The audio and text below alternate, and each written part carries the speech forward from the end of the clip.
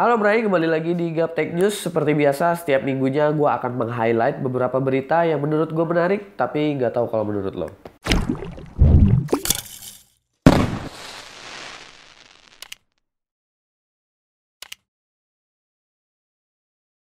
Oke, nggak perlu berlama-lama lagi, langsung aja kita masuk ke berita pertama. Itu ada dari Intel.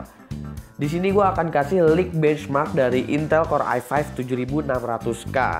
Prosesor terbaru dari Intel ini prediksinya mempunyai performance 10% di atas generasi sebelumnya, yaitu Core i5 6600K. Core i5 7600K dengan arsitektur Kaby Lake dikabarkan akan rilis tanggal 5 Januari 2017 dan tanggal itu bertepatan dengan CES 2017. Kalau kita lihat dari clock speed, memang 7600K ini mempunyai clock speed yang sedikit lebih besar daripada Core i5 6600K. Namun dengan efisiensi daya yang lebih lagi, ditambah dengan IGP yang lebih kencang lagi. Seperti biasa, Intel emang dari generasi ke generasi nggak begitu ngasih performance upgrade yang begitu signifikan atau begitu jauh, tapi lebih memberikan efisiensi yang lumayan lebih baik lagi dan lagi. Berita keduanya itu ada dari Smaxzy. Smaxzy ini adalah sebuah startup yang membuat hand-lit gaming PC pertama di dunia. Entah kenapa mereka mengklaim seperti itu, padahal sebelumnya udah ada Razer Edge Pro yang memang itu juga sebuah hand-lit PC. Smaxzy ini juga sepenuhnya didukung oleh teknologi AMD, baik dari CPU dan juga GPU-nya. Dan gua rasa Smaxzy bukan hadir sebagai pesaing Nintendo Switch, karena ini bukan konsol, tapi lebih ke Steambox yang bisa kita bawa kemana-mana. Smaxzy juga kabarnya bisa memainkan game AAA dengan rata-rata FPS 30. Dan di sini juga dia dibekali dengan 4GB RAM dengan Radeon R7 seriesnya.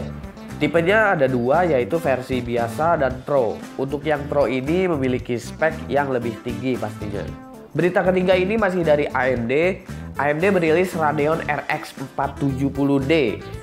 Radeon RX 470D ini adalah GPU versi cut down dari RX 470. Muncul desas-desus juga kalau RX 470D ini hadir sebagai pesaing GTX 1050 Ti dengan harga 200.000 lebih mahal. Karena saat 1050 dan 1050 Ti muncul, ini memang seperti tamparan keras untuk RX 460 yang punya gap sangat jauh dari RX 470 dan ternyata cukup terbanting performance-nya dengan GTX 1050 Ti. Tapi kabar-kabarnya RX 470 ini akan hanya dirilis di negara China oleh Sapphire dengan tujuan untuk perkembangan iCafe yang berada di negara China.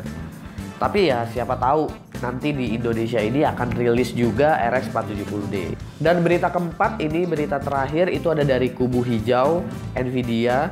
Jadi GTX 1050 Ti akhirnya rilis untuk notebook atau laptop. Di sini Nvidia mengatakan kalau 1050 Ti pada notebook ini tetap menggunakan GPU desktop, jadi bukan versi mobility. Akan tetapi GTX 1050 Ti yang ditanam pada notebook atau laptop ini adalah versi cut down.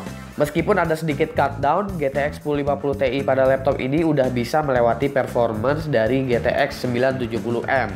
Dalam skenario Doom OpenGL Ultra Preset di 1080p pun GTX 1050 Ti yang udah di cut down ini ternyata masih mampu untuk mendapatkan 60 fps.